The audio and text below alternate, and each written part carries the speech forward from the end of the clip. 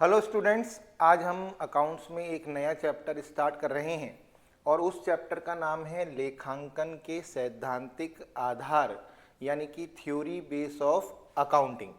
और इस चैप्टर के अंदर हम क्या क्या पढ़ने वाले हैं ये बहुत इम्पॉर्टेंट है।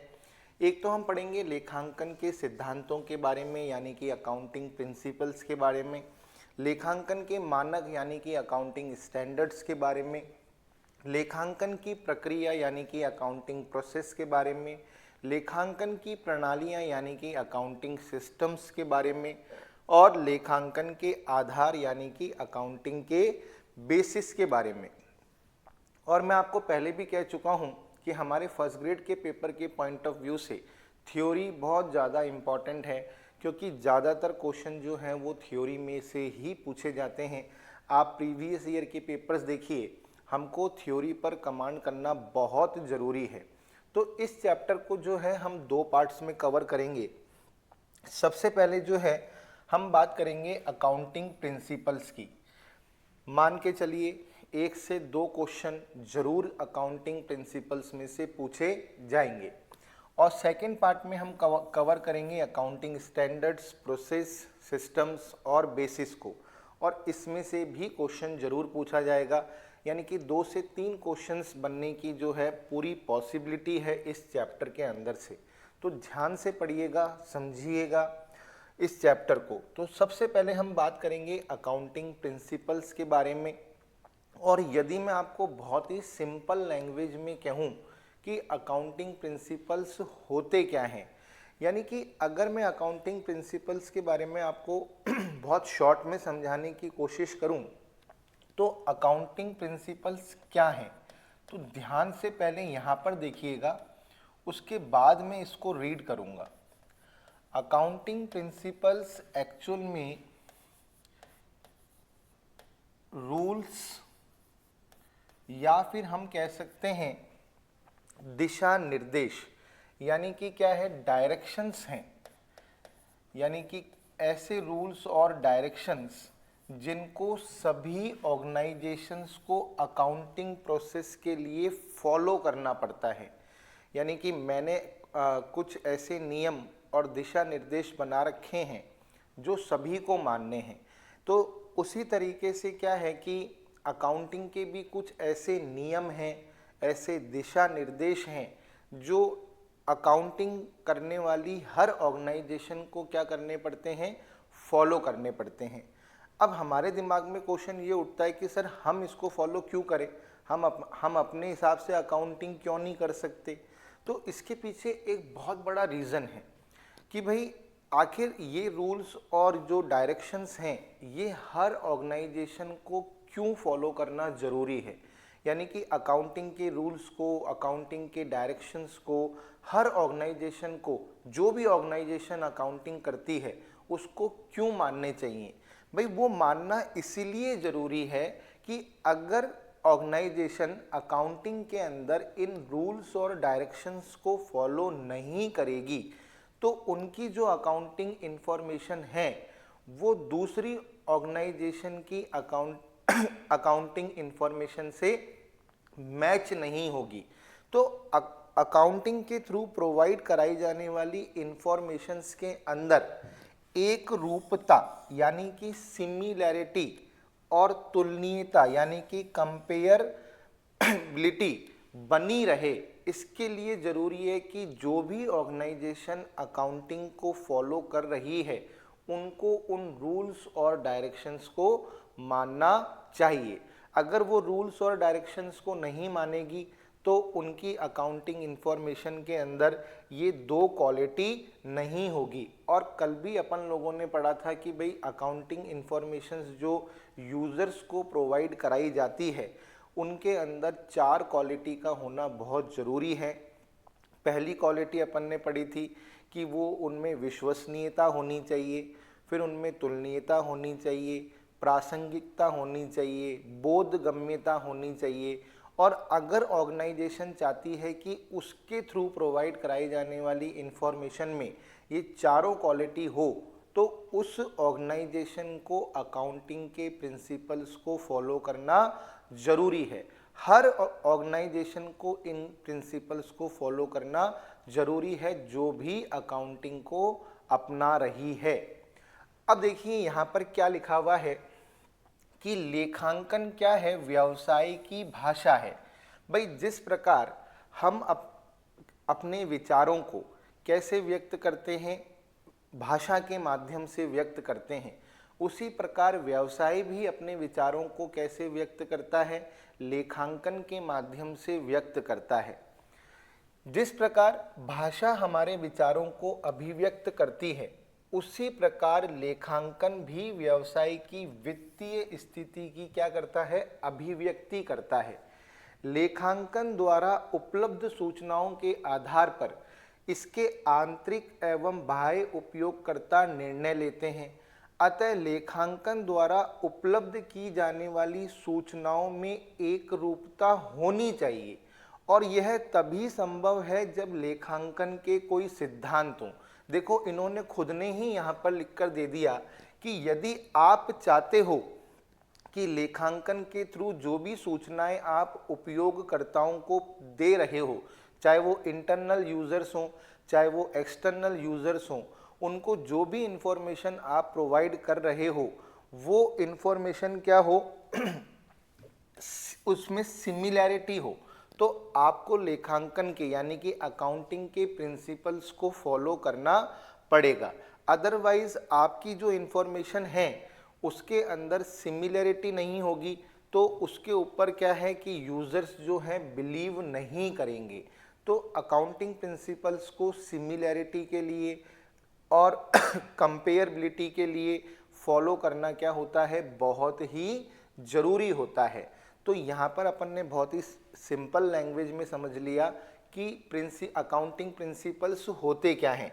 अकाउंटिंग प्रिंसिपल्स वो रूल्स हैं, वो डायरेक्शन हैं जो हमको अकाउंटिंग प्रोसेस में फॉलो करने पड़ते हैं, और यदि हम अकाउंटिंग प्रिंसिपल्स को फॉलो करते हैं तो हमारी अकाउंटिंग के थ्रू जो भी इंफॉर्मेशंस यूजर्स को प्रोवाइड कराई जाती है उसमें सिमिलैरिटी रहती है, कंपेयरबिलिटी रहती है, रिलेवेंसी रहती है ना। तो बहुत सारी क्वालिटीज़ जो हैं हमारी अकाउंटिंग इंफॉर्मेशन के अंदर आ जाती है, और हर ऑर्गेनाइजेशन को अपने अकाउंटिंग प्रोसेस के अंदर इन प्रिंसिपल्स को क्या करना चाहिए, फॉलो करना चाहिए।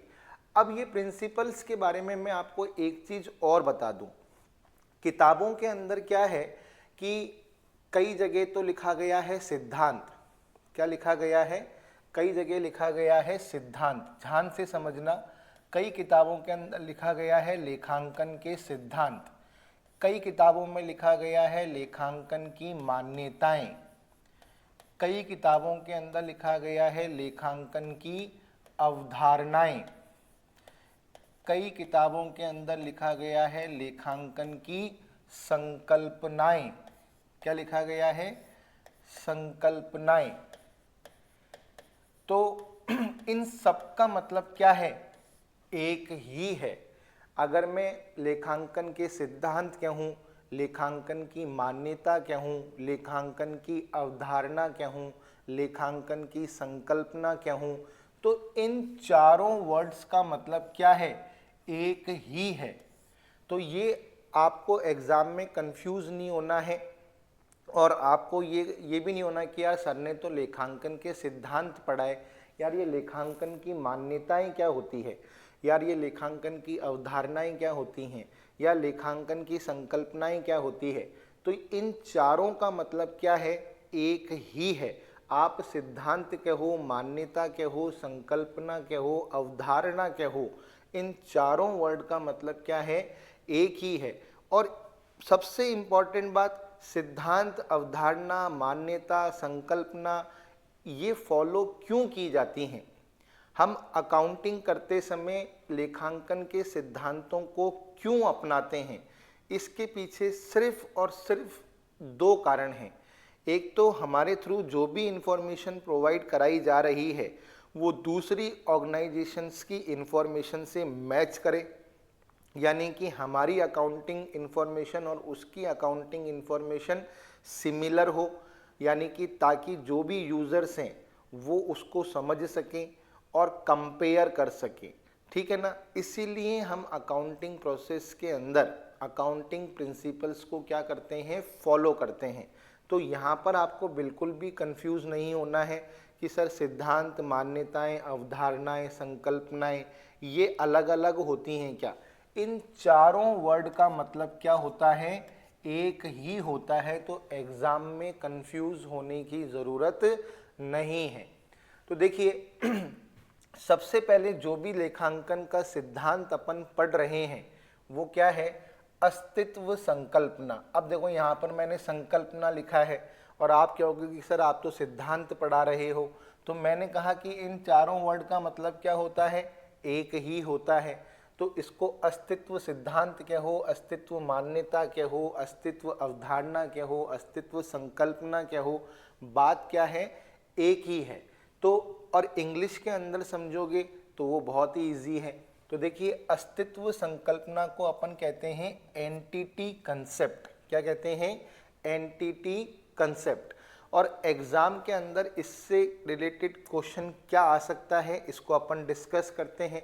और ये अस्तित्व संकल्पना होती क्या है, तो देखिए इस संकल्पना के अंतर्गत व्यवसाय तथा व्यवसाय के स्वामी का जो अस्तित्व है वो क्या माना जाता है, पृथक माना जाता है। तो पहला क्वेश्चन एग्जाम में यही बन गया कि कौन सी अवधारणा के अनुसार या मान्यता के अनुसार व्यवसाय और व्यवसाय के स्वामी का जो अस्तित्व है, जो एंटिटी है वो अलग मानी जाती है। तो वो है एंटिटी कंसेप्ट। एंटिटी कंसेप्ट व्यवसाय और व्यवसाय के स्वामी को अलग अलग मानने के लिए कहता है। इसीलिए तो अपन क्या करते हैं, व्यवसाय का स्वामी व्यवसाय में जो भी पूंजी लगाता है, यानी कि बिजनेस का ओनर बिजनेस में जो भी कैपिटल लगाता है उस कैपिटल से वो बिजनेस का क्रेडिटर कहलाता है। इसीलिए कैपिटल को हम बैलेंस शीट की लायबिलिटी साइड में रखते हैं। ये इसी संकल्पना के अनुसार हम करते हैं, क्योंकि ये कंसेप्ट ये कहता है कि भाई बिजनेस अलग है और बिजनेस का ओनर अलग है। बिजनेस अलग है और बिजनेस का ओनर अलग है, यानी कि दोनों की एंटिटी क्या है, अलग अलग है। व्यवसाय में व्यवसाय के स्वामी को उसके द्वारा विनियोजित पूंजी यानी कि इन्वेस्टेड कैपिटल की राशि से लेनदार माना जाता है। देखो लिखा हुआ आ गया। इसी संकल्पना के कारण व्यवसाय का स्वामी व्यवसाय के अंदर जो भी कैपिटल इन्वेस्ट करता है उस कैपिटल से वो क्या कहलाता है, बिजनेस का क्रेडिटर माना जाता है। यानी कि बिजनेस को उसको पैसे चुकाने हैं। और अपन ने कल ही डिस्कस किया था कि कैपिटल इंटरनल लायबिलिटी के अंदर काउंट की जाती है, क्योंकि भाई बिजनेस और बिजनेस का ओनर इन दोनों की एंटिटी क्या है, अलग अलग है। बिजनेस का ओनर बिजनेस में जो भी पैसे लेकर आएगा उस अमाउंट से वो बिजनेस का क्या कहलाएगा, क्रेडिटर कहलाएगा। पूंजी को चिट्ठे के दायित्व पक्ष यानी कि लायबिलिटी साइड में दिखाया जाता है। अब आपसे एग्जाम में क्वेश्चन पूछ लिया कि कैपिटल को बैलेंस शीट की लायबिलिटी साइड में कौन से कंसेप्ट के अकॉर्डिंग दिखाया जाता है, तो एंटिटी कंसेप्ट के अकॉर्डिंग दिखाया जाता है।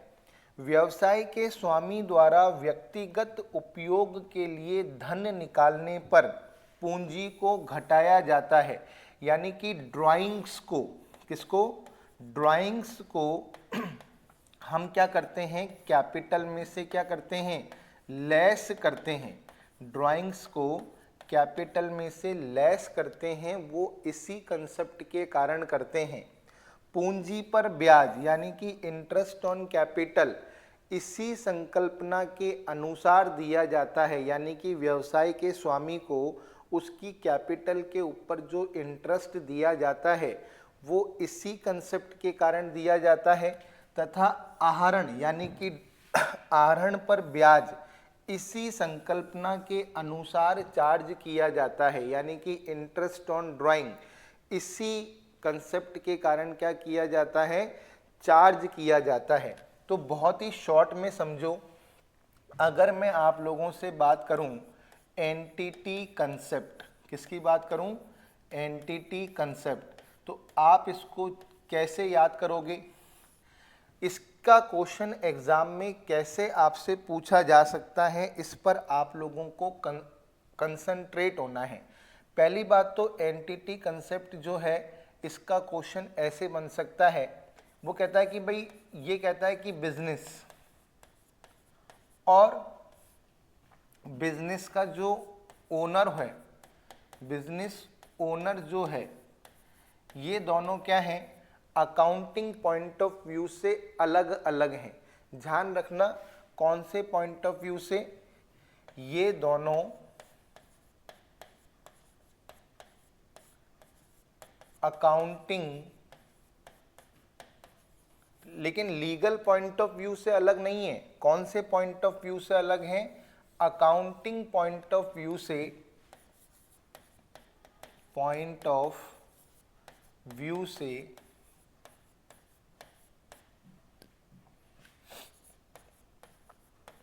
अलग एंटिटी हैं, यानी कि इन दोनों का अस्तित्व अकाउंटिंग पॉइंट ऑफ व्यू से क्या है? अलग है। ये अलग है और ये अलग है। ये एक तरीके से आर्टिफिशियल पर्सन है और ये एक तरीके से नेचुरल पर्सन है, यानी कि इन दोनों की एंटिटी क्या है? अलग अलग है। अब ये दोनों, ये जो कंसेप्ट है ये इन दोनों को क्या करता है? अलग अलग मानता है। अब बिजनेस का जो ओनर है वो बिजनेस को क्या देता है? बिजनेस का ओनर बिजनेस को देता है कैपिटल। क्या देता है? कैपिटल। अब जब भी business in future wind up होगा, अपने आप को क्लोज करेगा, तो उसको ये कैपिटल बिजनेस के ओनर को क्या करनी पड़ेगी?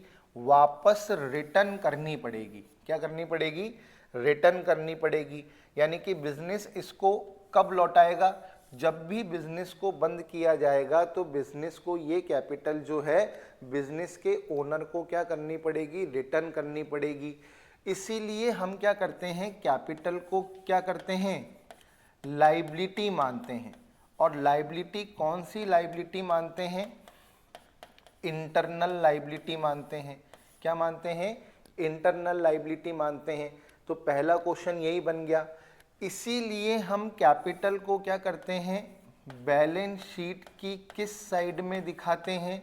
बैलेंस शीट की लायबिलिटी साइड में दिखाते हैं। इसी कंसेप्ट के कारण हम कैपिटल पर क्या करते हैं? इंटरेस्ट ऑन कैपिटल देते हैं, क्योंकि भाई एक तरीके से बिजनेस के ओनर ने बिजनेस को पैसा क्या दिया है? उधार दिया है। इसीलिए कैपिटल के ऊपर क्या दिया जाता है? इंटरेस्ट ऑन कैपिटल दिया जाता है। बिजनेस का ओनर अपने पर्सनल यूज के लिए जो भी पैसे बिजनेस से निकालता है, तो बिजनेस इसी कंसेप्ट के अकॉर्डिंग ड्राइंग्स को क्या किया जाता है? ड्राइंग्स को लेस किया जाता है ना।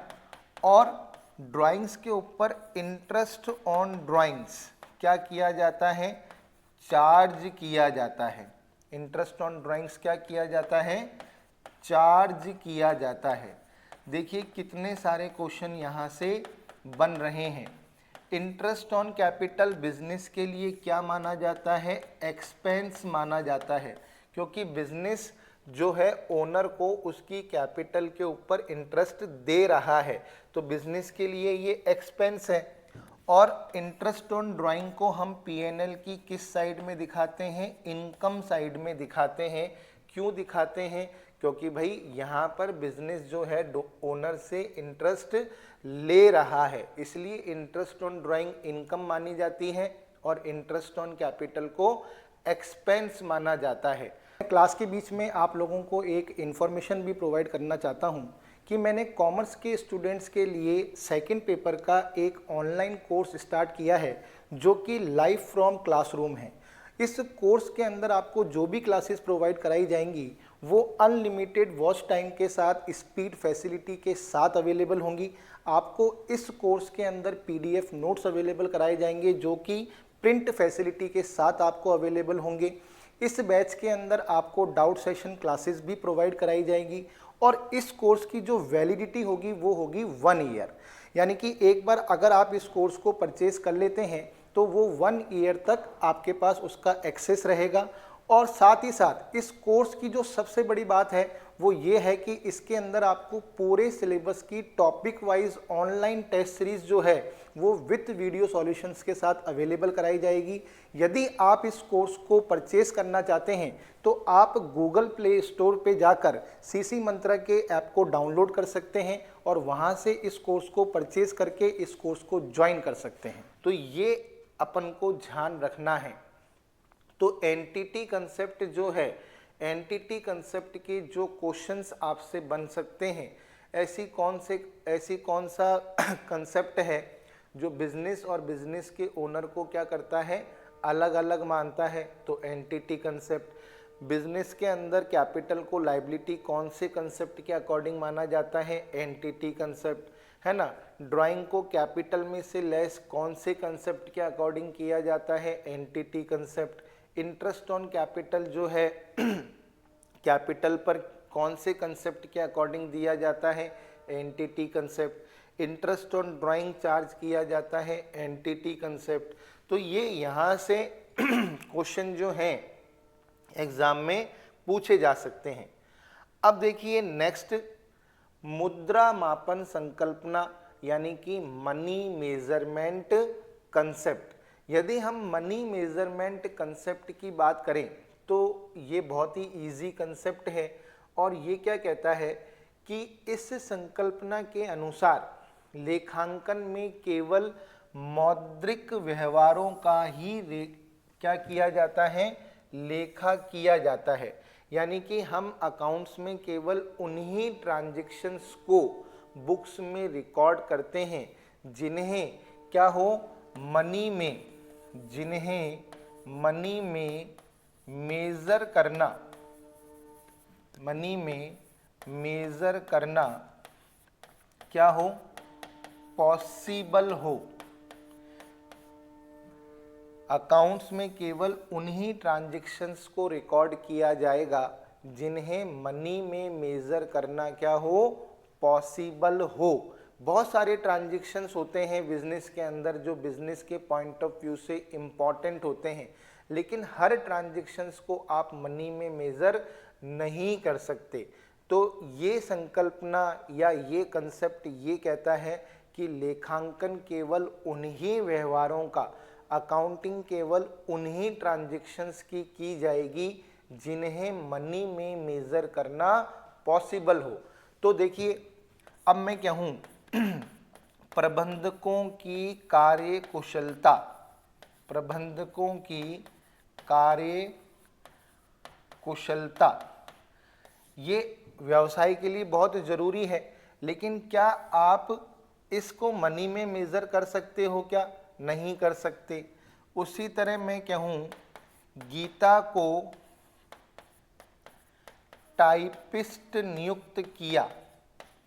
अब ये एक व्यवहार है ना, क्या आप इसको रिकॉर्ड कर सकते हो क्या, नहीं कर सकते, क्योंकि हालांकि ये बिजनेस में हो रहे हैं, ये व्यवहार बिजनेस के लिए इम्पॉर्टेंट है। मजदूरों ने हड़ताल कर दी, मजदूरों ने हड़ताल की, जिसके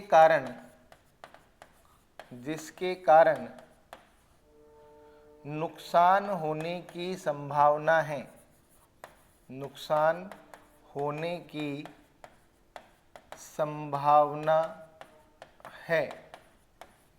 अब ये सब चीज़ें बिजनेस के अंदर अपना महत्व रखती हैं, लेकिन इनको मनी में मेज़र किया जा सकता है क्या, इनको मनी में मेज़र नहीं किया जा सकता, इसलिए इनको अकाउंट्स में रिकॉर्ड नहीं किया जाएगा। तो मुद्रा मापन संकल्पना या मनी मेजरमेंट कंसेप्ट जो है वो क्या कहता है, ये कहता है कि अकाउंट्स में केवल उन्हीं ट्रांजैक्शंस को अकाउंटिंग बुक के अंदर रिकॉर्ड करना है जिनको आप मनी में मेजर कर सकते हो। नेक्स्ट देखिए, अब जैसे क्वेश्चन बन गया कि लेखांकन में केवल उन्हीं व्यवहारों को पुस्तकों में दर्ज किया जाता है जिनका मुद्रा में मापन संभव है, कौन सी अवधारणा के अनुसार? तो आपका आंसर होगा मनी मेजरमेंट कंसेप्ट। आपका आंसर क्या होगा? Money measurement concept. ठीक है ना। नेक्स्ट देखिए, निरंतरता की अवधारणा, गोइंग कंसर्न कंसेप्ट। आपका नेक्स्ट क्या है? गोइंग कंसर्न कंसेप्ट, यानी कि निरंतरता की अवधारणा। इस संकल्पना के अनुसार यह माना जाता है कि व्यवसाय दीर्घ काल तक चलता रहेगा। व्यवसाय दीर्घ काल तक चलता रहेगा, यानी कि व्यवसाय जो है भविष्य में चलता ही रहेगा। तो ये क्वेश्चन एग्जाम में पूछा गया है कि कौन सी अवधारणा के अनुसार ये माना जाता है कि व्यवसाय दीर्घ काल तक चलता रहेगा? तो वो हमारा आंसर होगा निरंतरता की संकल्पना या अवधारणा। इसी संकल्पना के आधार पर व्यवसाय में स्थायी संपत्तियां खरीदी जाती हैं। इसी संकल्पना के आधार पर व्यवसाय में क्या खरीदी जाती हैं? स्थायी संपत्तियां, यानी कि फिक्स्ड असेट खरीदी जाती है। क्योंकि फिक्स्ड असेट को खरीदने के पीछे मेन रीजन क्या होता है? लॉन्ग टर्म तक उनका कंजम्पशन करना। तो फिक्स्ड असेट जो है वो व्यवसाय के अंदर इसी संकल्पना के आधार पर खरीदी जाती हैं।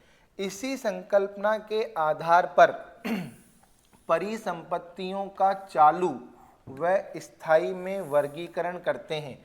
यानी कि हम असेट्स को फिक्स्ड असेट्स और करंट असेट में इसी अवधारणा या कंसेप्ट के अनुसार क्या करते हैं? डिवाइड करते हैं और डेप्रीशिएशन लगाते हैं। किस पर? स्थायी संपत्तियों पर। तो ये क्वेश्चन बन सकता है कि स्थायी संपत्तियों पर मूल्यह्रास कौन सी अवधारणा के अनुसार लगाया जाता है?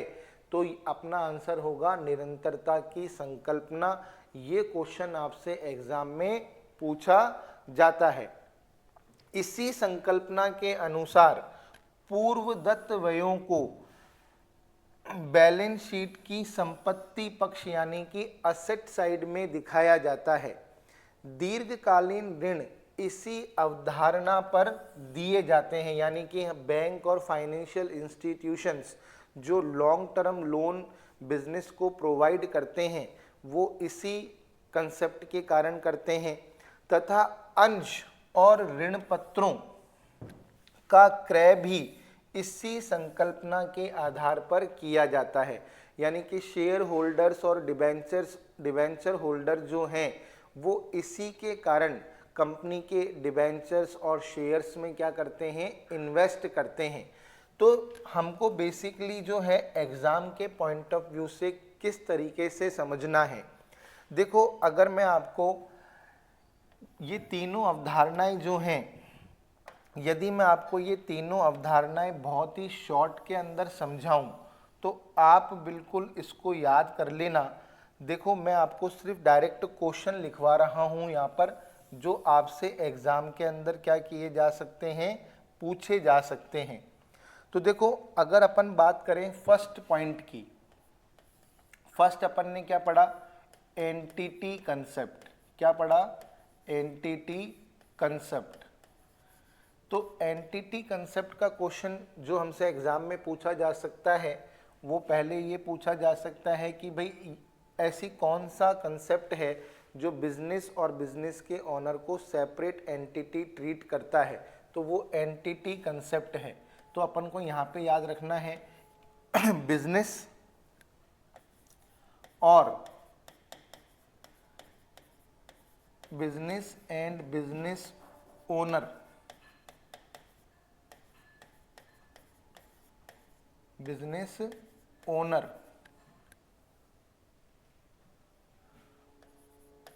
दोनों को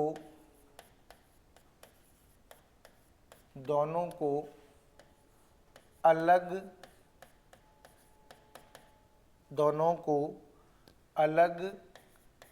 एंटिटी माना जाता है। बिजनेस एंड बिजनेस ओनर दोनों को क्या माना जाता है, अलग एंटिटी माना जाता है। इसके अलावा आप याद रख लो कैपिटल, कैपिटल को कहाँ दिखाया जाता है, इसी के कारण बैलेंस शीट की किस साइड में दिखाया जाता है, लाइबिलिटी साइड में दिखाया जाता है। बैलेंस शीट की लाइबिलिटी साइड में दिखाया जाता है। ड्राइंग्स को क्या किया जाता है, कैपिटल में से, ड्राइंग्स को कैपिटल में से लेस किया जाता है। ड्राइंग्स को कैपिटल में से क्या किया जाता है, लेस किया जाता है। इंटरेस्ट ऑन कैपिटल दिया जाता है, इंटरेस्ट ऑन कैपिटल दिया जाता है। इंटरेस्ट ऑन ड्राइंग्स चार्ज किया जाता है, इंटरेस्ट ऑन ड्राइंग्स चार्ज किया जाता है।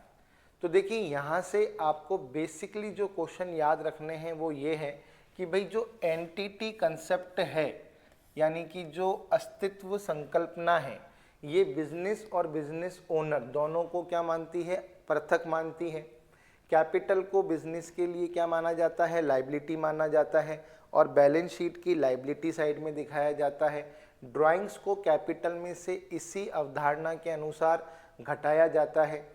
पूंजी पर ब्याज इसी अवधारणा के अनुसार दिया जाता है। इंटरेस्ट ऑन ड्राइंग आहरण पर इसी अवधारणा के अनुसार लगाया जाता है। तो एक तो ये क्वेश्चन जो है हमको एग्जाम में याद करके जाने हैं। फिर अपन ने बात करी मनी मेजरमेंट कंसेप्ट, किसकी बात करी, money measurement concept. Only money में मेजर किए जा सकने वाले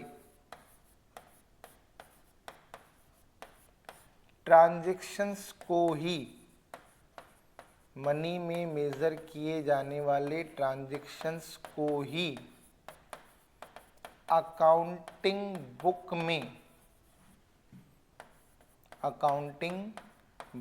में रिकॉर्ड किया जाता है। यानी कि इस कंसेप्ट के अकॉर्डिंग केवल उन्हीं ट्रांजैक्शंस को अकाउंटिंग बुक में रिकॉर्ड कर सकते हो जिसे आप मनी में मेजर कर सकते हो। थर्ड अपन ने पढ़ा गोइंग कंसर्न कंसेप्ट। यदि मैं इसकी बात करूं, है ना, गोइंग कंसर्न कंसेप्ट यानी कि निरंतरता की अवधारणा। व्यवसाय दीर्घ काल तक चलता रहेगा, व्यवसाय दीर्घ काल तक चलता रहेगा, ऐसा कौन सी अवधारणा के अनुसार माना जाता है, गोइंग कंसर्न कंसेप्ट, कि व्यवसाय जो है दीर्घ काल तक चलता रहेगा। आप जो फिक्स्ड असेट्स परचेज करते हो वो इसी अवधारणा के अनुसार की जाती हैं। फिक्स असेट को किस अवधारणा के अनुसार परचेज किया जाता है, इसी अवधारणा के अनुसार। और फिक्स्ड असेट्स के ऊपर हम जो डेप्रिसिएशन चार्ज करते हैं वो इसी अवधारणा के अनुसार क्या करते हैं, चार्ज करते हैं। ये भी बहुत इंपॉर्टेंट क्वेश्चन है। हम जो लॉन्ग टर्म बोरोइंग्स हमें प्रोवाइड कराई जाती है वो इसी अवधारणा के अनुसार हमें प्रोवाइड कराई जाती है। शेयर्स और डिबेंचर्स के अंदर जो शेयर होल्डर और डिबेंचर होल्डर्स इन्वेस्ट करते हैं वो इसी अवधारणा के अनुसार करते हैं। यानी कि दिमाग के अंदर आप ये चीज़ें बैठा लो, ये बहुत ही इम्पॉर्टेंट है। और मैं फिर कह रहा हूँ कि एग्ज़ाम में क्वेश्चन डेफिनेटली आने वाला है।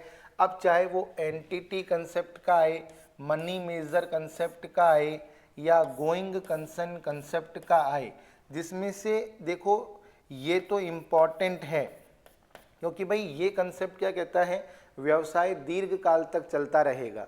इसी कंसेप्ट के कारण हम व्यवसाय के अंदर स्थायी संपत्तियों को खरीदते हैं, उन पर मूल्यह्रास लगाते हैं। जो बड़े बड़े बैंक हैं, वित्तीय संस्थान हैं, वो हमें लॉन्ग टर्म बोरोइंग इसी अवधारणा के कारण देते हैं। जो शेयर होल्डर हैं, डिबेंचर होल्डर हैं, वो कंपनी के अंदर जो इन्वेस्ट है वो इसी कंसेप्ट के कारण करते हैं। मनी मेजरमेंट कंसेप्ट क्या है कि केवल उन्हीं ट्रांजैक्शंस को अकाउंटिंग बुक्स में रिकॉर्ड किया जा सकता है जिसको मनी में मेज़र किया जा सकता हो। जिस ट्रांजैक्शन को मनी में मेज़र नहीं कर सकते उसे अकाउंटिंग बुक्स में रिकॉर्ड नहीं किया जाएगा। एंटिटी कंसेप्ट दोनों को अलग अलग मानता है ना। तो interest on capital, interest on drawing, जो व्यवहार हैं वो इन्हीं के इसी अवधारणा के आधार पर किए जाते हैं। अब देखिए नेक्स्ट क्या आ रहा है, लेखांकन अवधि संकल्पना, यानी कि अकाउंटिंग पीरियड कंसेप्ट। अब ये क्या है, अकाउंटिंग पीरियड कंसेप्ट क्या कहता है। इस संकल्पना के अनुसार व्यवसाय की स्थिति की जानकारी उसमें हित रखने वालों को समय समय पर दी जानी चाहिए। क्या की जानी चाहिए, यानी कि व्यवसाय के अंदर जो भी हित रखने वाले लोग हैं उनको समय समय पर व्यवसाय की क्या करनी चाहिए, सूचना देनी चाहिए कि भाई व्यवसाय जो है घाटे में जा रहा है या व्यवसाय फायदे में जा रहा है। यानी कि जो भी व्यवसाय में हित रखने वाले पक्ष हैं वो ये जानना चाहते हैं कि एक्चुअल में जो बिजनेस है उसकी पोजीशन क्या है, बिजनेस को प्रॉफिट हो रहा है, लॉस हो रहा है, फाइनेंशियल पोजीशन क्या है, तो वो जानना चाहते हैं। तो बिजनेस का ये दायित्व है, बिजनेस की ये लाइबिलिटी है कि वो उनको क्या करे, ये इन्फॉर्मेशन एक पर्टिकुलर टाइम पीरियड के बाद क्या की जाए, उनको दी जाए। तो यह लेखा अवधि सामान्यतः 1 वर्ष मानी गई है। यानी कि जो हम फाइनेंशियल ईयर का जो कंसेप्ट है वो इसी अवधारणा के अनुसार क्या किया जाता है, फॉलो किया जाता है। यानी कि अगर देखा जाए कि भाई ये अवधारणा क्या कहती है कि जो भी व्यवसाय में हित रखने वाले लोग हैं उनको समय समय पर व्यवसाय की सूचना देनी चाहिए। अब वो समय कितना होना चाहिए, 1 साल, 2 साल, 10 साल, 5 साल, कितने साल बाद उनको ये सूचना देनी चाहिए। तो इसी अवधारणा को ध्यान में रखकर हम लोगों ने क्या किया है, ये समय जो निर्धारित किया है वो किया है 1 वर्ष। कितना निर्धारित किया है, 1 वर्ष, कि भाई हम 1 वर्ष के बाद आपको क्या करेंगे, ये सूचनाएं देंगे, जो भी सूचना आप व्यवसाय के संबंध में जानना चाह रहे हो। और ये समय हमने 1 वर्ष निर्धारित कर दिया। अब 1 वर्ष कहाँ से स्टार्ट होगा और कहाँ पर ख़त्म होगा, ये बहुत सोचने वाली बात है। तो अगर हम अपने भारत की बात करें तो वर्तमान में आयकर प्रावधानों के अनुसार वित्तीय वर्ष 1 अप्रैल से 31 मार्च तक रखना अनिवार्य कर दिया गया है।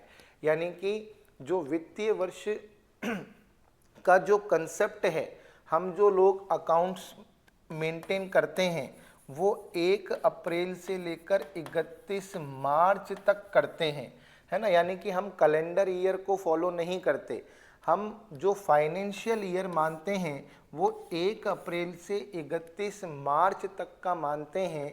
कौन से कंसेप्ट के अकॉर्डिंग, इस वाले कंसेप्ट के अकॉर्डिंग, यानी कि अकाउंटिंग पीरियड कंसेप्ट के अकॉर्डिंग। क्योंकि अकाउंटिंग पीरियड कंसेप्ट क्या कहता है कि भाई व्यवसाय में हित रखने वाले लोगों को आप जो है एक निश्चित समय के बाद सूचनाएं उपलब्ध कराओ, और ये सूचनाएं जो हैं उनको उपलब्ध कराना अनिवार्य है। तो हमने इस संकल्पना को ध्यान में रखते हुए इस समय को निर्धारित किया 1 वर्ष। और हमारे भारत में ये जो 1 वर्ष है वो कहाँ से शुरू होकर कहाँ पर जो है ख़त्म होता है। यह 1 वर्ष 1 अप्रैल से शुरू होता है और 31 मार्च को ख़त्म होता है। तो हमारे देश के अंदर जो फाइनेंशियल ईयर माना जाता है वो 1 अप्रैल से 31 मार्च तक माना जाता है, यानी कि जो लेखे हैं वो 1 अप्रैल से 31 मार्च के यानी कि इस वित्तीय वर्ष के आधार पर जो है रखे जाते हैं। और ये कौन सी संकल्पना के अनुसार है? लेखांकन अवधि संकल्पना, यानी कि अकाउंटिंग पीरियड कंसेप्ट। अब एग्जाम के अंदर क्वेश्चन पूछ लिया आपसे कि हमारे देश के अंदर वित्तीय वर्ष 1 अप्रैल से 31 मार्च तक माना जाता है, कौन सी संकल्पना के अनुसार? तो आपका आंसर होगा अकाउंटिंग पीरियड कंसेप्ट। आपका आंसर क्या होगा? Accounting period concept. नेक्स्ट देखिए, लागत संकल्पना या ऐतिहासिक लागत संकल्पना, या अपन शॉर्ट में कहेंगे कॉस्ट कंसेप्ट। क्या कहेंगे? Cost concept. अब ये कंसेप्ट क्या कहता है कि आप जो भी असेट खरीद रहे हो, चाहे वो चल संपत्ति हो या वो अचल संपत्ति हो, यानी कि चाहे वो करंट असेट हो चाहे वो फिक्स्ड असेट हो, हमेशा जो है उनका जो लेखा है वो लागत मूल्य यानी कि कॉस्ट प्राइस पर ही करना चाहिए। किस पर करना चाहिए? कॉस्ट प्राइस पर करना चाहिए। यानी कि जब भी हम कोई चल या अचल संपत्तियां खरीदते हैं तो हम पुस्तकों में सर्वप्रथम उसको उसके लागत मूल्य पर दर्ज करते हैं। किस पर दर्ज करते हैं? लागत मूल्य पर। तो इस संकल्पना के अनुसार चल व अचल संपत्तियों का लेखा उनके लागत मूल्य पर किया जाना चाहिए। तो जो भी हम असेट खरीद रहे हैं, चाहे वो करंट असेट खरीद रहे हैं या फिक्स्ड असेट खरीद रहे हैं, तो जब भी हम फिक्स्ड असेट या करंट असेट को क्या करते हैं? परचेस करते हैं, तो हम क्या करते हैं? कॉस्ट प्राइस के अकॉर्डिंग ही क्या करते हैं? उसको हमारी अकाउंटिंग बुक्स में क्या करते हैं? रिकॉर्ड करते हैं। क्या करते हैं? रिकॉर्ड करते हैं। तो लेखा जो है वो किस पर करना चाहिए? कॉस्ट प्राइस पर करना चाहिए। किस पर? कॉस्ट प्राइस पर। अब जैसे फॉर एन एग्जाम्पल मैं आपको एक एग्जाम्पल देता हूं कि हमने एक मशीन खरीदी। क्या खरीदी? मशीन खरीदी।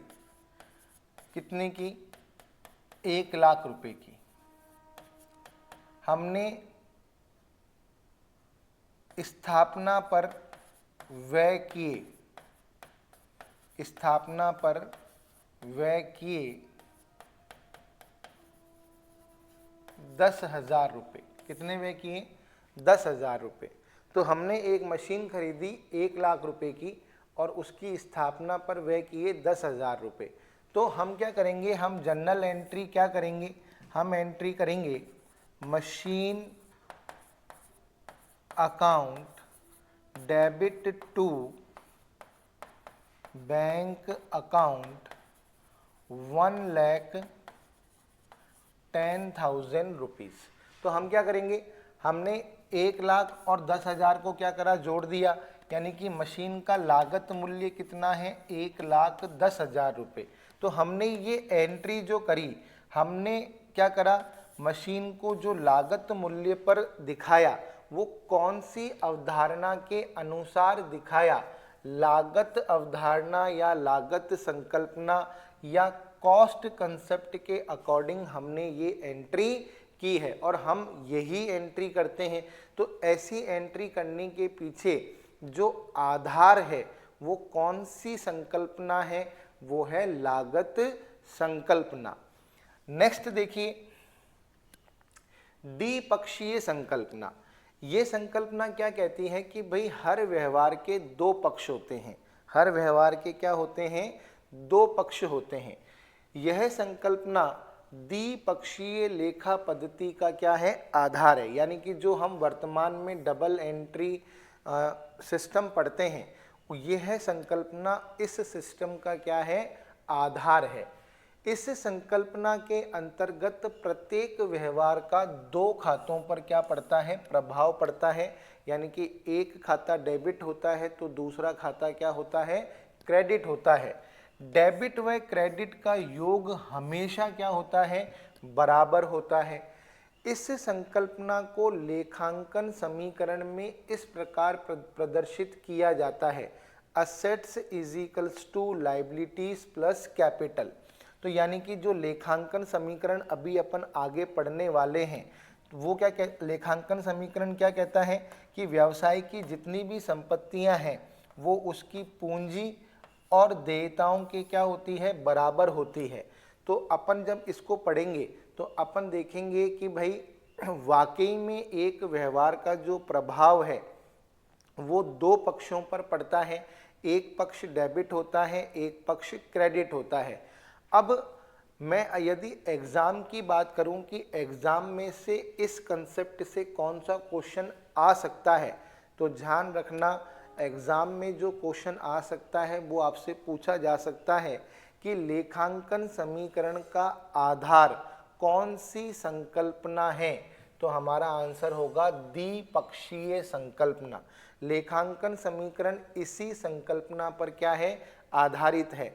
या फिर हमसे क्वेश्चन पूछा जा सकता है कि एक व्यवहार का प्रभाव दो पक्षों पर पड़ता है, कौन सी संकल्पना के अनुसार, द्विपक्षीय संकल्पना के अनुसार। या हमसे क्वेश्चन पूछा जा सकता है कि भाई द्विपक्षीय लेखा पद्धति या डबल एंट्री सिस्टम का आधार कौन सी संकल्पना है, द्विपक्षीय संकल्पना। और इसे अपन इंग्लिश में कहते हैं डुअल एस्पेक्ट कंसेप्ट। क्या कहते हैं, डुअल एस्पेक्ट कंसेप्ट कहते हैं। और ये संकल्पना क्या कहती है कि भाई एक व्यवहार का प्रभाव दो खातों पर पड़ता है, एक खाता डेबिट होता है तो एक खाता क्रेडिट होता है। डेबिट और क्रेडिट का योग हमेशा बराबर होता है। लेखांकन समीकरण जो है वो इसी संकल्पना पर आधारित है। दोहरा लेखा पद्धति भी इसी संकल्पना पर क्या है, आधारित है। आगे देखिए, आगम मान्यता संकल्पना। क्या, आगम मान्यता संकल्पना। जब तक आप इसको पढ़िए कि मैं पानी पी लूं।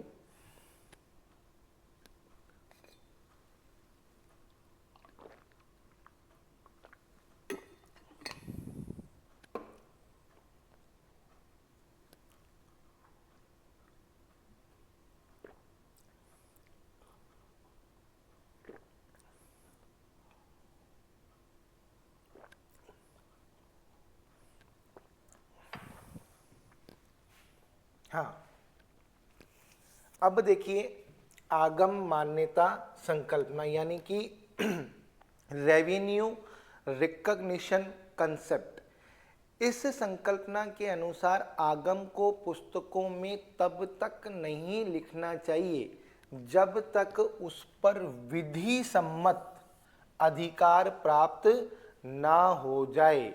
जब तक उस पर क्या ना हो जाए, विधि सम्मत अधिकार प्राप्त ना हो जाए। तो देखिए यहाँ पर एक छोटा सा मैं आपको एक लॉजिक समझाना चाहूँगा। वो ये है कि सपोज कीजिए किसी ने मुझे फ़ोन किया कि भाई हम आपसे 1 लाख रुपए का माल खरीदना चाहते हैं। और मैंने कहा ठीक है कि भाई आप आ जाइए दुकान के ऊपर और हम आपको माल दे देंगे। लेकिन अब क्या मैं इस जो मेरी ये बात टेलीफोन पर हुई, क्या मैं इसको आगम मानकर या रेवेन्यू मानकर बुक्स में रिकॉर्ड कर सकता हूँ क्या? नहीं कर सकता। क्यों नहीं कर सकता? क्योंकि अभी वो मेरी दुकान पर आए नहीं हैं और मैंने उनको माल दिया नहीं है। लेकिन सपोज करो वो मेरी दुकान पर आ गए, हमारे बीच में बात हो गई और हमने वो माल उनको दे दिया। जब सुपुर्दगी हो गई माल की, अब मेरा उसके ऊपर क्या हो चुका है, विधि सम्मत अधिकार हो चुका है, क्योंकि मैं उससे 1 लाख रुपए मांगने का हक रखता हूं, क्योंकि मैंने उनको माल की सुपुर्दगी कर दी है। तो यहां पर मेरा क्या हो चुका है, विधि सम्मत अधिकार हो चुका है। अब मैं इसको सेल्स मानकर क्या कर सकता हूं, रिकॉर्ड कर सकता हूं। अब सपोज कीजिए वो फर्म जो भी थी, मैं उसका नाम मान लेता हूं कि जेड लिमिटेड। मैंने जेड लिमिटेड से पहले मेरी बात हुई थी, लेकिन तब मैंने माल की सुपुर्दगी उनको नहीं की थी, हमारे बीच में सौदा पक्का नहीं हुआ था, तो मैं उसको रेवेन्यू मानकर रिकॉर्ड नहीं कर सकता। लेकिन जब वो मेरी दुकान पर आ गए, मैंने उनको माल की सुपुर्दगी कर दी, तो अब मेरा उसके ऊपर क्या है, विधि सम्मत अधिकार हो चुका है। यानी कि अब मैं एंट्री कर सकता हूं, Z limited account debit to sales account. ये इसका कहने का मतलब है कि आपको किसी भी इनकम को बुक्स में तब तक रिकॉर्ड नहीं करना चाहिए जब तक आपका उसके ऊपर लीगल राइट ना हो जाए।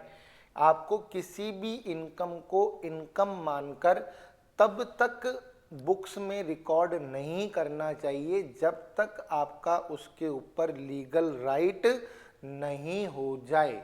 तो ये इस कंसेप्ट का कहना है। नेक्स्ट देखिए, आगम व मिलान संकल्पना। ये बहुत ही इम्पॉर्टेंट है, एग्जाम में ये पूछी जाती है। इस संकल्पना के अनुसार लाभ हानि खाते में वर्ष विशेष के आगमों को लिखा जाता है, चाहे उनके बदले रोकड़ मिली या नहीं, तथा वर्ष विशेष के व्ययों को लिखा जाता है, चाहे रोकड़ भुगतान हुआ या नहीं। इससे वर्ष विशेष की लाभ अथवा हानि की गणना हो जाती है। तो देखो, एक्चुअल में ये कंसेप्ट क्या कहता है कि जो फाइनेंशियल ईयर की इनकम है, जो फाइनेंशियल ईयर की इनकम है, उसको फाइनेंशियल ईयर के एक्सपेंसेस से क्या करना है, मैच करना है।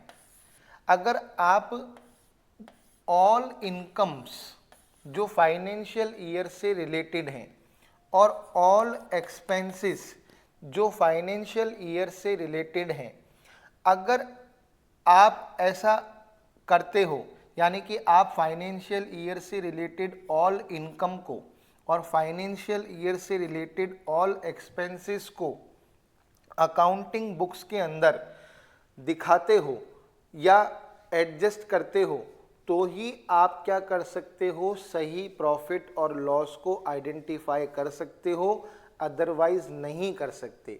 यानी कि मैचिंग कंसेप्ट ये कहता है कि हमें फाइनेंशियल ईयर की इनकम, चाहे वो हमें रिसीव्ड हुई हो या नहीं हुई हो, हमें फाइनेंशियल ईयर के एक्सपेंसेस, चाहे वो हमने पेड किए हों या नहीं किए हों, हमें उन दोनों को आपस में मैच करना क्या है, जरूरी है।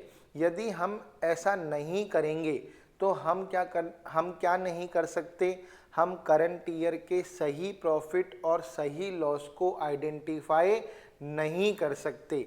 इसीलिए हम लोग क्या करते हैं, आउटस्टैंडिंग एक्सपेंसेस। कौन से expenses, outstanding expenses, prepaid expenses, accrued income और अर्नर्ड इनकम, इनको क्या करते हैं, इनकी एडजस्टमेंट एंट्री जो है वो करते हैं। क्योंकि ये कंसेप्ट क्या कहता है कि भाई मैचिंग कंसेप्ट का मतलब क्या, आप फाइनेंशियल ईयर के जितने भी इनकम है, फाइनेंशियल ईयर की जितनी भी इनकम है, चाहे वो आपको रिसीव्ड हुई है या नहीं हुई है, फाइनेंशियल ईयर के जितने भी एक्सपेंसेस हैं, चाहे आपने उनको पेड किया है या नहीं किया है, आपको इन दोनों को मैच करना जरूरी है। और यदि आप इन दोनों को मैच करोगे तभी आप क्या कर सकते हो, प्रॉफिट और लॉस को क्या कर सकते हो, आइडेंटिफाई कर सकते हो, अदरवाइज आप नहीं कर सकते।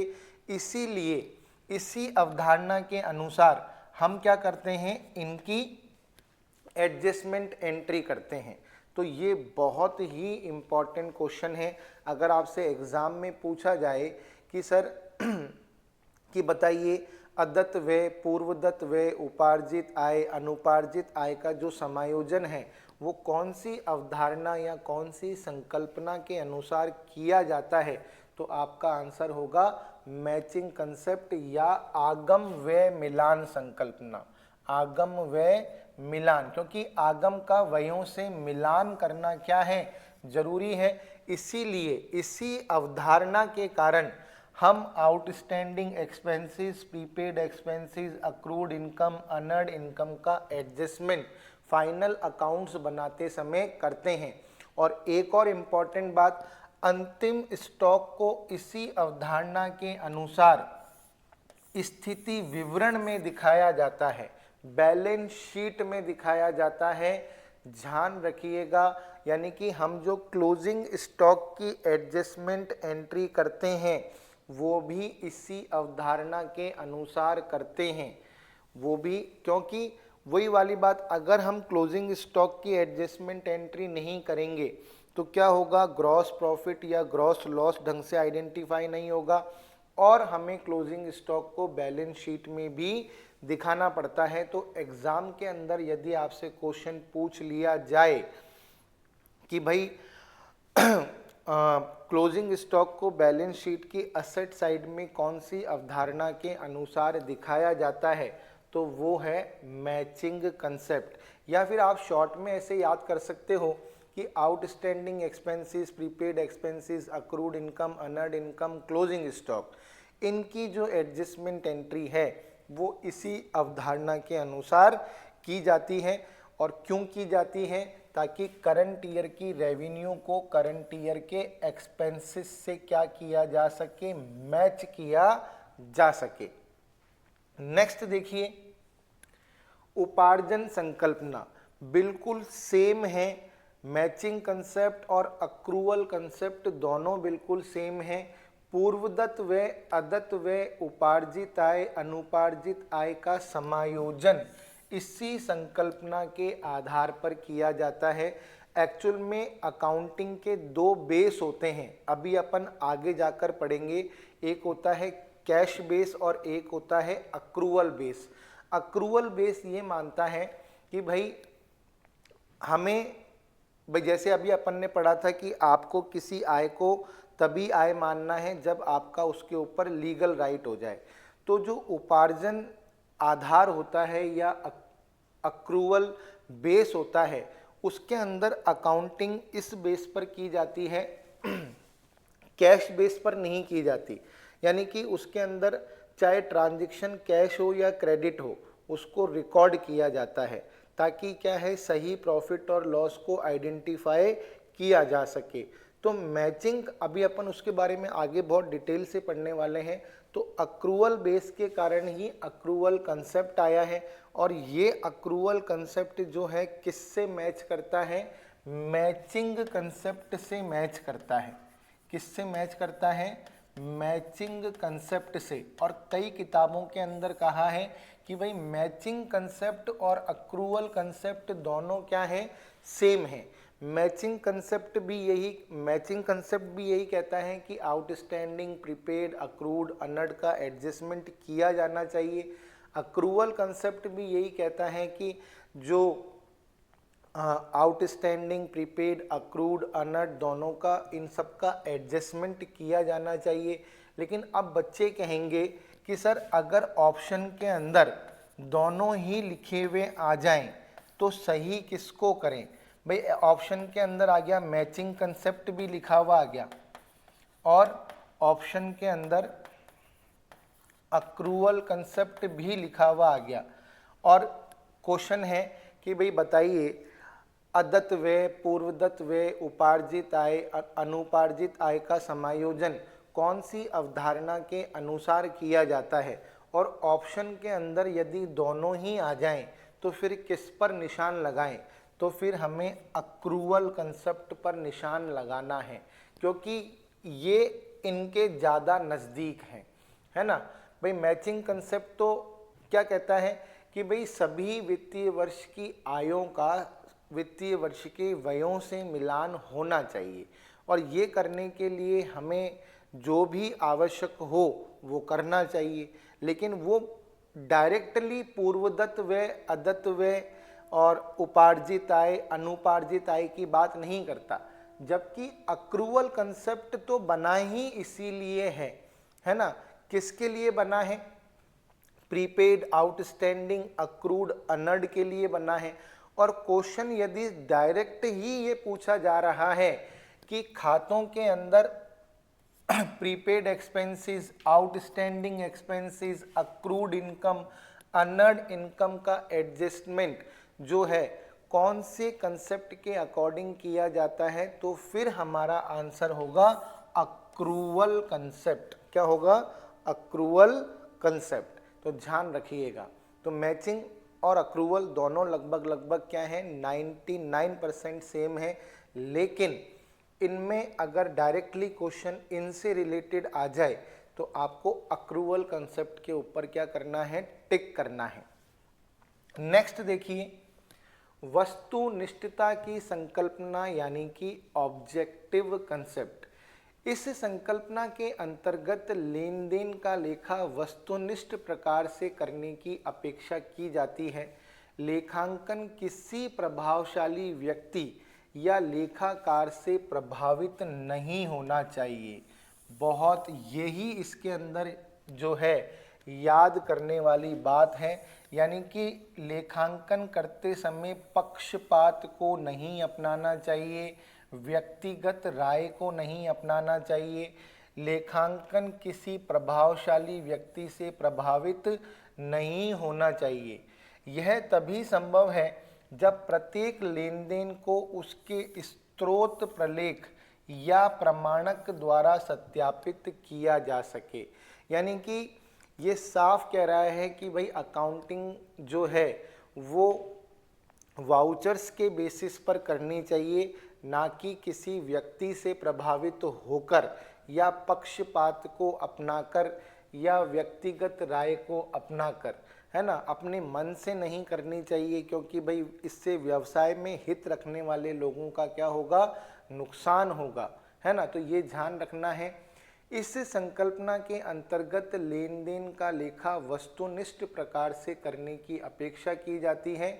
लेखांकन किसी प्रभावशाली व्यक्ति या लेखाकार से प्रभावित नहीं होना चाहिए। तो अगर हम बिल्कुल आसान भाषा में समझें तो ये संकल्पना ये कहती है कि जो भी लेखांकन कर रहे हो वो स्रोत प्रलेख या प्रमाणक के आधार पर करो, किसी व्यक्ति से प्रभावित होकर मत करो। नेक्स्ट, समानुरूपता या संगतता की संकल्पना यानी कि कंसिस्टेंसी कंसेप्ट। इस संकल्पना के अनुसार व्यवसाय को विभिन्न वर्षों में समान लेखा नीतियों एवं सिद्धांतों का पालन करना चाहिए।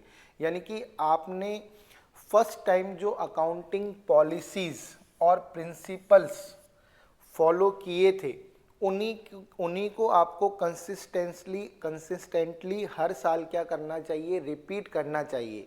यानी कि अगर आपने फर्स्ट ईयर WDV मेथड से क्या काटा है, डेप्रीशिएशन काटा है, यानी कि आपने रिटर्न डाउन वैल्यू मेथड से अगर डेप्रीशिएशन काटा है तो आपको इसी मेथड को क्या करना चाहिए, आगे कंटिन्यू करना चाहिए।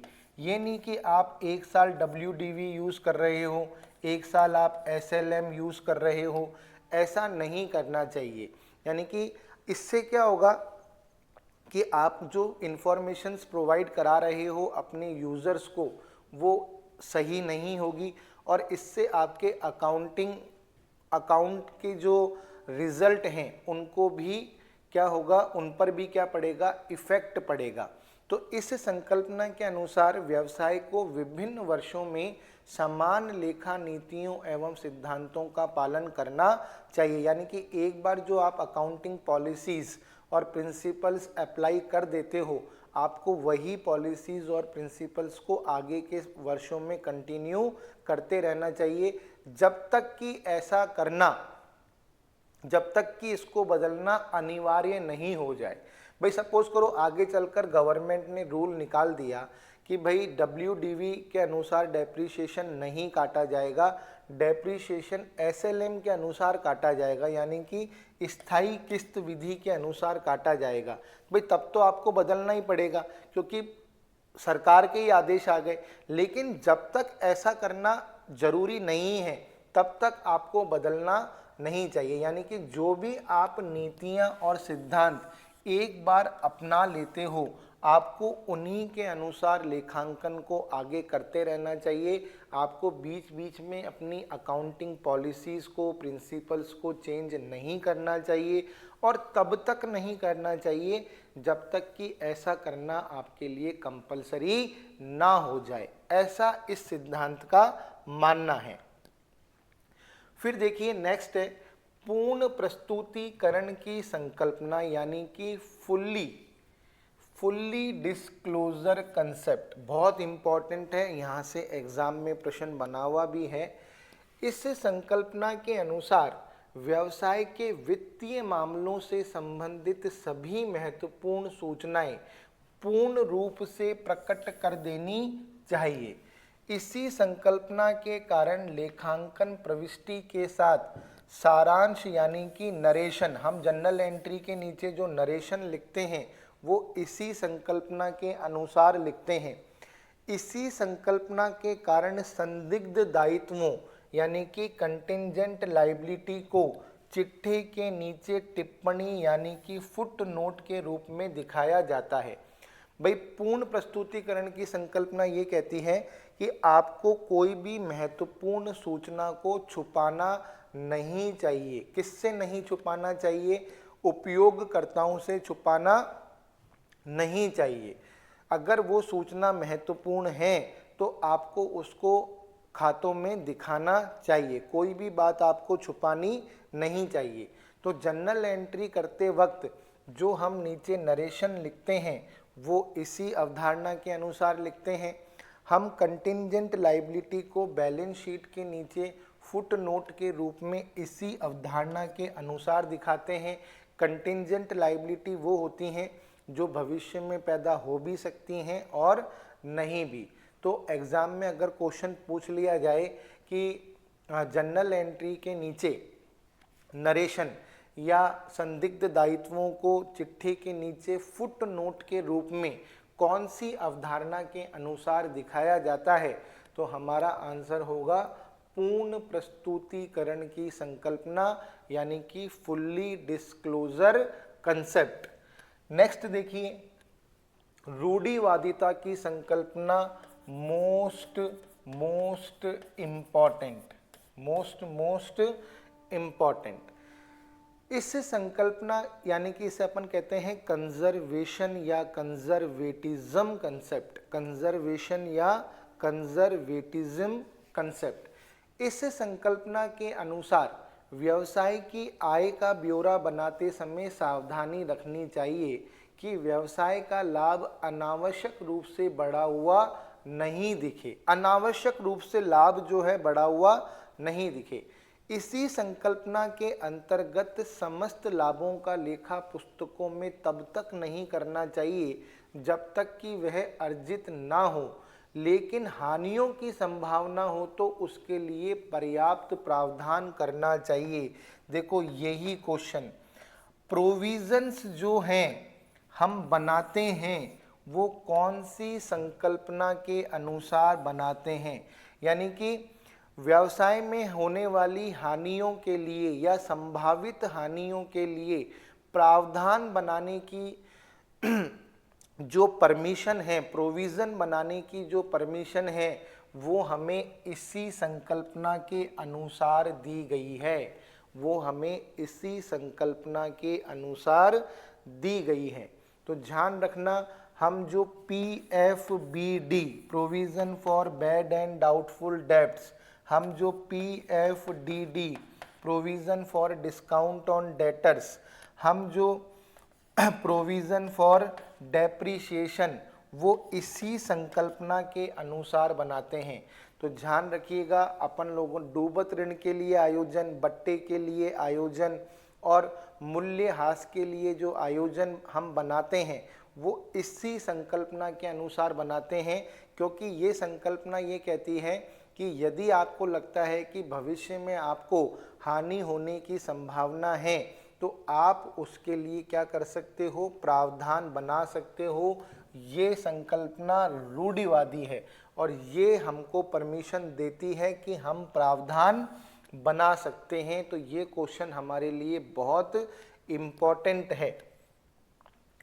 अब देखो, इसी संकल्पना के अनुसार मोस्ट इम्पॉर्टेंट, स्टॉक का मूल्यांकन लागत मूल्य या बाजार मूल्य दोनों में से जो कम हो उस पर किया जाता है।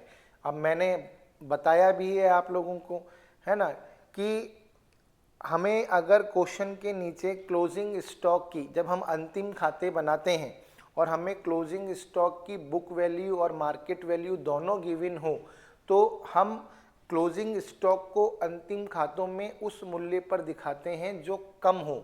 यानी कि अगर बुक वैल्यू और मार्केट वैल्यू दोनों दे रखी है तो हम उस प्राइस के ऊपर दिखाते हैं जो कम होता है। डूबत ऋण व संदिग्ध ऋणों तथा बट्टे के लिए प्रावधान इसी संकल्पना के अनुसार बनाया जाता है। ये मैंने आपको पहले ही बता दिया। विनियोगों के मूल्य में होने वाले उतार चढ़ाव के लिए कोष का निर्माण, यानी कि जो हम इन्वेस्टमेंट फ्लक्चुएशन रिजर्व बनाते हैं वो भी इसी के अनुसार।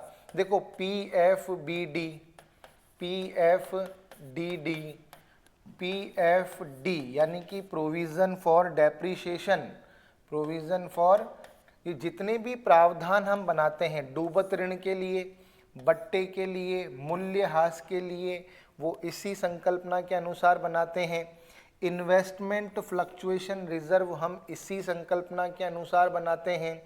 और अंतिम स्टॉक का यदि हमें दो मूल्य दे रखे हैं, बुक वैल्यू और मार्केट वैल्यू दोनों गिवन हैं, तो इन दोनों में से जो कम होगा उसी मूल्य के ऊपर हम अंतिम स्टॉक को खातों में दिखाते हैं इसी अवधारणा के अनुसार। अमूर्त संपत्तियों का अपलेखन, अमोर्टाइजेशन, अपलेखन का मतलब अमूर्त संपत्तियां यानी कि intangible assets, goodwill, patent, trademark, copyright, इनका अमोर्टाइजेशन हम इसी के अनुसार करते हैं। मूल्यह्रास क्रमागत ह्रास विधि से काटा जाता है। देखो, मूल्यह्रास के लिए एक अवधारणा और आई थी और वो थी निरंतरता की अवधारणा, कि निरंतरता की अवधारणा के अनुसार ही स्थायी संपत्तियों पर मूल्यह्रास लगाया जाता है। लेकिन अगर क्वेश्चन आ जाए कि स्थायी संपत्तियों पर मूल्यह्रास क्रमागत ह्रास विधि से कौन सी अवधारणा के, अगर विधि का नाम लिखकर क्वेश्चन आ जाए, विधि का नाम लिखा हुआ आ जाए क्वेश्चन के अंदर कि स्थायी संपत्तियों पर मूल्यह्रास क्रमागत ह्रास विधि से किस अवधारणा के अनुसार काटा जाता है, तो आपका आंसर होगा रूढ़िवादिता वाली संकल्पना।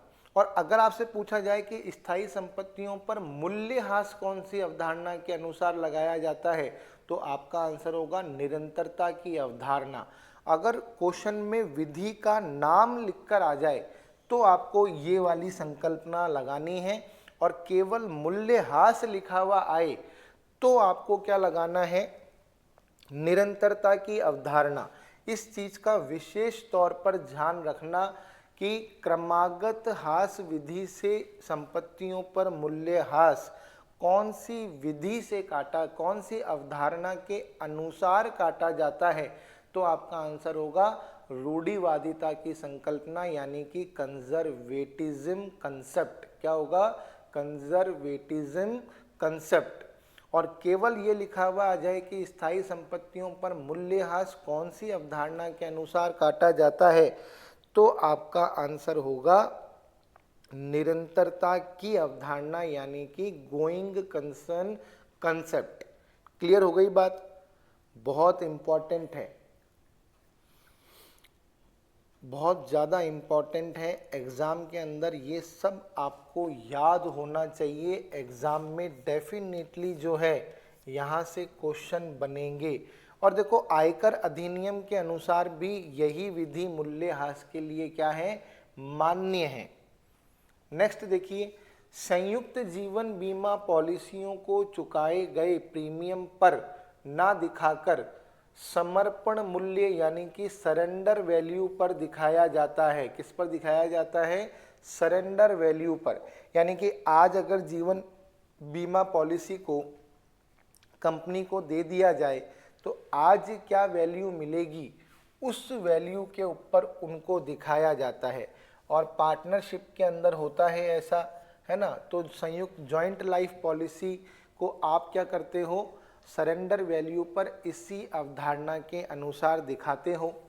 ऋण पत्रों के शोधन पर दी जाने वाली क्रय ब्याजी का निर्गमन के समय ही प्रावधान करना, यानी कि हम डिबेंचर्स के ऊपर जो भी डिबेंचर्स की रिडम्पशन के समय जो भी हम प्रीमियम देते हैं, है ना, उसके लिए हम पहले से ही डिबेंचर रिडम्पशन रिजर्व DRR जो बनाते हैं वो इसी अवधारणा के अनुसार बनाते हैं। तो भाई ये थोड़ी चीज़ें हैं जो आपको याद करनी पड़ेंगी और ये धीरे धीरे आपको समझ में आएंगी जब आप आगे की तरफ पढ़ोगे। क्योंकि अभी अगर अपन एक एक कंसेप्ट को समझें कि भाई डिबेंचर रिडम्पशन रिजर्व क्या होता है ना, सरेंडर वैल्यू क्या होती है, तो ये बहुत डीप कंसेप्ट हो जाएगा।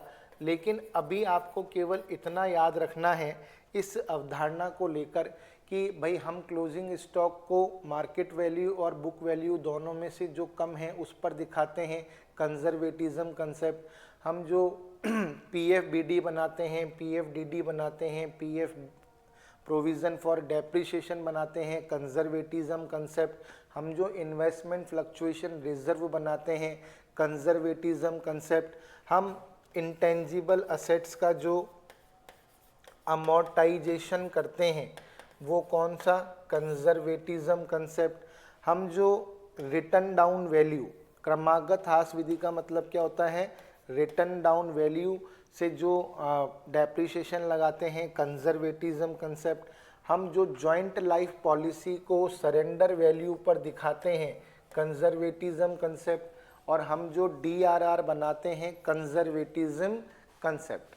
तो ये आपको रटना है और एग्ज़ाम के अंदर यहाँ से क्वेश्चन बन सकता है। और लास्ट देखिए, हाँ, महत्वपूर्णता की संकल्पना, सारता की संकल्पना। इस संकल्पना के अनुसार लेखांकन में महत्वपूर्ण तथ्यों पर ही ध्यान केंद्रित करना चाहिए। यानी कि अकाउंटिंग के अंदर हर बात को इंक्लूड करने की ज़रूरत नहीं है, केवल उन्हीं पर ध्यान केंद्रित करना चाहिए जो हमारे डिसीज़न को क्या कर सकती हैं, प्रभावित कर सकती हैं। भाई छोटी से छोटी बातों को, एक एक चीज़ को रिकॉर्ड करने की कोई ज़रूरत नहीं है। जैसे कि सपोज़ करिए आप कोई फर्नीचर मेकिंग की फैक्ट्री चला रहे हैं, तो वहाँ पर लकड़ी का मूल्य किलों के मूल्य से ज़्यादा इम्पोर्टेंस रखता है। तो लकड़ी के मूल्य को तो ज़रूर शामिल करना ज़रूरी है, लेकिन छोटी छोटी किलों के मूल्य को शामिल करना ज़रूरी नहीं है। तो ये कहता है कि आपके अकाउंटिंग के अंदर उन सूचनाओं का स्थान ज़्यादा होना चाहिए जो सामने वाले के निर्णय को प्रभावित कर सकती हैं। आप उन सूचनाओं को भी शामिल कर कर अपने अकाउंट्स को इतना डिस्क्रिप्टिव मत बनाओ कि आगे जाकर समस्या हो जाए। तो वही वाली बात यहाँ पर कहने की कोशिश की जा रही है। इस संकल्पना के अनुसार लेखांकन में महत्वपूर्ण तथ्यों पर ही ध्यान केंद्रित करना चाहिए। कौन सा तथ्य महत्वपूर्ण है? यह व्यवसाय की प्रकृति, स्वामित्व, प्रबंध, आकार एवं नीतियों पर निर्भर करता है। यानी कि उन्हीं ट्रांजैक्शंस को इंक्लूड करो जो इम्पॉर्टेंट है। हर ट्रांजैक्शन को अकाउंटिंग बुक्स में दिखाने की ज़रूरत नहीं है। भाई आज व्यवसाय के अंदर छोटे मोटे खर्चे होते रहते हैं, अगर अपन एक एक 2-2 रुपये का हिसाब भी अगर खातों में लिखेंगे तो हमारे खातों का आकार अनावश्यक रूप से क्या होगा, बढ़ जाएगा। तो उन चीज़ों को हमें इग्नोर करना चाहिए। हाँ, ये भी कह रहा है कि भाई हम 1 रुपये का हिसाब तो लिख रहे हैं और 100 रुपये का हिसाब नहीं लिख रहे, तो ये भी गलत है। तो वो हमको डिसाइड करना है कि हमको कौन से ट्रांजैक्शन को अकाउंटिंग बुक्स में जगह देनी है और कौन से ट्रांजैक्शन को अकाउंटिंग बुक्स में जगह नहीं देनी है। तो ये 14 जो हैं संकल्पनाएं हैं, कंसेप्ट हैं, जो आपके लिए बहुत ही इम्पॉर्टेंट हैं और एग्ज़ाम के अंदर आपसे पूछी जा सकती हैं। मैंने एक एक संकल्पना को, एक एक कंसेप्ट को आप लोगों को बहुत ही डिटेल से पढ़ाया है। और यहाँ पर आपको मैं एक बात और बताना चाहूँगा, जैसे मैंने आपको ये 14 के 14 जो हैं कंसेप्ट मानकर पढ़ाया। क्या मानकर पढ़ाया? कंसेप्ट। मैंने आपको पहले भी कहा कि भाई संकल्पना कहो, मान्यता कहो, अवधारणा कहो, है ना, सिद्धांत कहो, बात क्या है, एक ही है। लेकिन कई किताबों के अंदर क्या है कि थोड़ा सा एक अलग तरीके का डिस्क्रिप्शन दे रखा है। जैसे कि मैं आपको बताना चाहूँगा वो डिस्क्रिप्शन क्या है।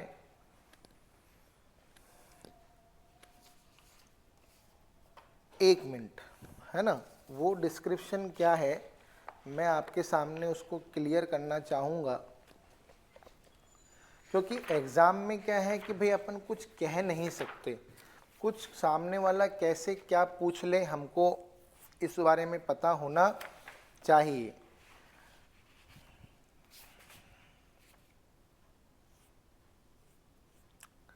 अब जैसे कि अपन बात करें इस अकाउंटिंग बुक की, ये माध्यमिक शिक्षा बोर्ड राजस्थान की बुक है और पहले चलती थी, खैर अभी तो एनसीईआरटी की बुक आ गई है। तो इसमें जो ये 11 यानी कि जो ये कंसिस्टेंसी कंसेप्ट है, क्या है, कंसिस्टेंसी कंसेप्ट है। तो इस किताब के अंदर जो कंसिस्टेंसी कंसेप्ट है, इसको एक्चुअल में क्या है कि ये जो 11, एक तो कंसिस्टेंसी कंसेप्ट, एक ये फुल्ली डिस्क्लोजर कंसेप्ट, एक कंजर्वेशन कंसेप्ट और एक ये आपका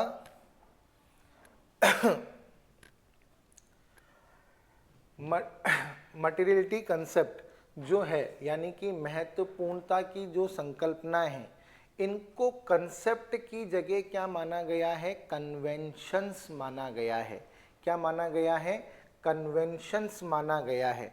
तो आपको मैं यहाँ पर इसी चीज़ को कह रहा हूँ कि इस बुक के अंदर और भी कई बुकें हैं जिनके अंदर कंसेप्ट अलग है और कन्वेंशंस अलग हैं। तो आप एक चीज़ अपन कर सकते हैं यहाँ पर, जैसे अपन ने अभी 14 पढ़े, कितने पढ़े? 14। उस 14 के अंदर 10 तो क्या है?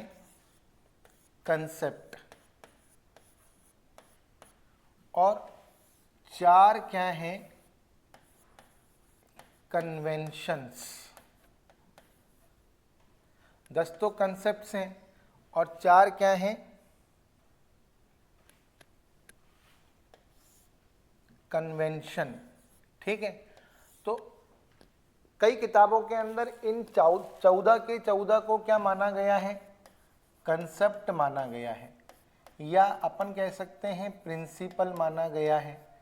और कई किताबों के अंदर इन 14 में से 10 को तो कंसेप्ट माना गया है और 4 को कन्वेंशन माना गया है ना। तो एग्ज़ाम के पॉइंट ऑफ व्यू से हमें ये बात भी पता होनी चाहिए। कल को चलो ऐसा क्वेश्चन आ जाए, निम्नलिखित में से कौन सी परंपरा है और कौन सी अवधारणा है।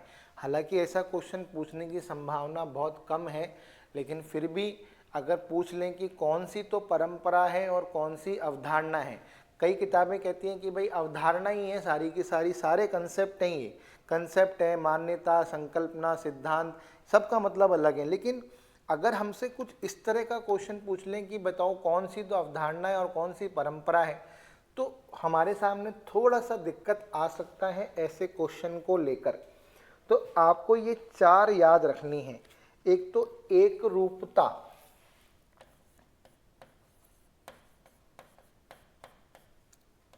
एक रूपता, एक है पूर्ण प्रकटीकरण,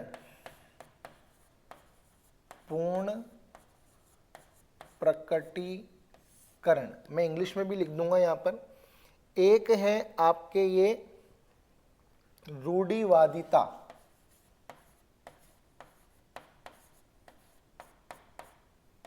और एक है महत्वपूर्णता। क्या है? महत्वपूर्णता। ये जो है इन 4 को परंपराओं में काउंट किया गया है। किस में काउंट किया गया है? परंपराओं में। और इनको छोड़कर जो बाकी जो 10 हैं उनको कंसेप्ट माना गया है, यानी कि प्रिंसिपल माना गया है। कंसेप्ट को अपन प्रिंसिपल भी कह सकते हैं, है ना। कंसेप्ट को अपन क्या कह सकते हैं? प्रिंसिपल भी कह सकते हैं, सिद्धांत। तो थोड़ा सा मैं आपको यहाँ पर यही चीज बताना चाहूंगा। अच्छा, एक रूपता का मतलब क्या होता है? कंसिस्टेंसी, फुल्ली डिस्क्लोजर,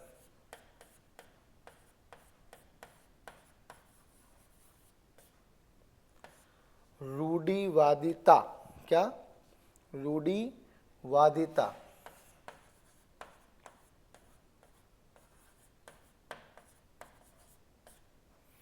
और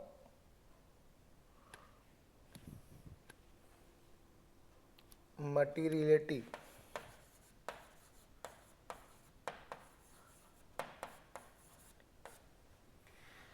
तो इस चीज़ का आपको ध्यान रखना है एग्ज़ाम के अंदर। हालांकि भाई मैं सोचता हूँ कि ऐसा क्वेश्चन नहीं पूछेंगे, लेकिन कोई भरोसा नहीं है। वो कहते हैं निम्नलिखित में से कौन सी परंपरा है, कौन सी अवधारणा है, छाटो। वो ये 3 परंपराएं लिखकर एक अवधारणा लिख दे, है ना, या फिर वो 3 अवधारणा लिखकर एक परंपरा लिख दे। तो वो आपसे पूछे कि निम्नलिखित में से कौन सी परंपरा है, तो फिर आपको ये याद होना चाहिए। या फिर वो आपको पूछे कि बताओ इनमें से कौन सी अवधारणा है, तो भी आपको पता होना चाहिए। तो आप इन 4 को याद कर लो, तो बाकी की जो 10 हैं वो क्या मानी जाएंगी? अवधारणा मानी जाएंगी। और कई किताबों में ये 14 की 14 क्या मानी गई हैं? अवधारणा ही मानी गई हैं। 14 की 14 क्या मानी गई हैं? अवधारणा ही मानी गई हैं। तो भाई अलग अलग किताबों का अलग अलग नज़रिया है। तो लेकिन अपन को इस चीज़ का ध्यान रखना है कि भाई क्वेश्चन के हर पहलू को अपन कवर करके चलेंगे। तो कई किताबों में ये 14 की 14 अवधारणा है, और कई किताबों में इन 14 में से 10 तो क्या है? अवधारणा, और 10 क्या है? और 4 क्या है? परंपरा। तो हम 4 परंपरा याद कर लेते हैं, 10 अवधारणा अपने आप रहेगी। और ये कंसेप्ट नहीं आता तो 14 की 14 ही क्या है? अवधारणा है। तो ये यहाँ पर जाकर अपन लोगों ने लेखांकन के सिद्धांत जो हैं वो कंप्लीट कर लिए हैं। अब हम नेक्स्ट क्लास में इस टॉपिक को आगे कंटिन्यू करेंगे। Thank you very much.